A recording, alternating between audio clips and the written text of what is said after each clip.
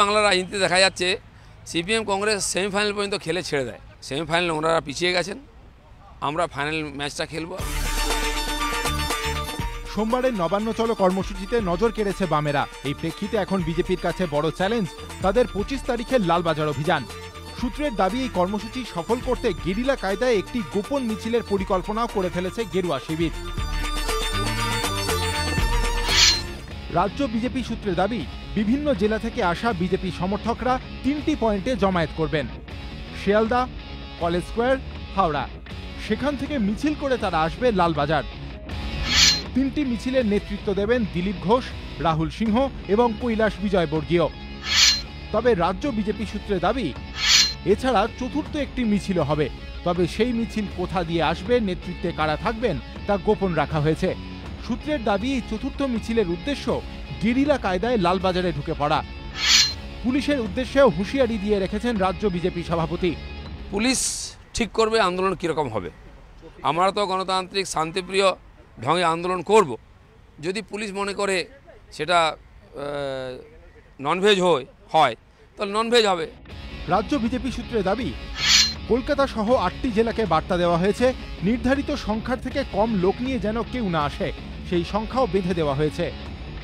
কলকাতার জন্য 15,000, হাওড়ার জন্য 20,000, উত্তর 24 পরগনার জন্য 10,000, দক্ষিণ 24 পরগনার জন্য 10,000, হুগলি জেলার জন্য 7,000, নদিয়া জেলার জন্য 15,000, পশ্চিম মেদিনীপুর জেলার জন্য 10,000, পূর্ব মেদিনীপুরের জন্য 5,000, 2 বর্ধমান মিলিয়ে 8,000।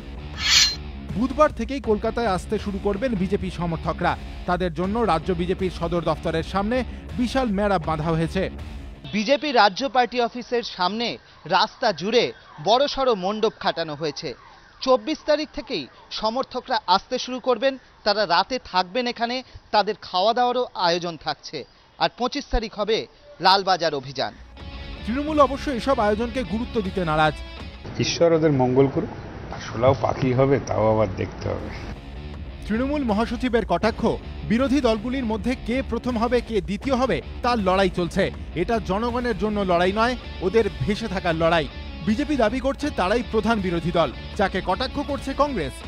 প্রধান বিরোধী দল বিজেপি, যা 3টে এমএলএ সে প্রধান বিরোধী দল, তারা বিধানসভায় অপোজিশনের ঘরটা তার বসে যাক কাল থেকে। সম্প্রতি কয়েকটি উপনির্বাচনে দেখা গিয়েছে বামেদের সরিয়ে দ্বিতীয় স্থানে উঠে এসেছে বিজেপি। এবার রাস্তার আন্দোলনেও কি তাদের টেক্কা দিতে পারবে গেরুয়া শিবির? উত্তর মিলবে বৃহস্পতিবারই। দীপক ঘোষ ও অর্ণব মুখোপাধ্যায়, এবিপি আনন্দ, কলকাতা।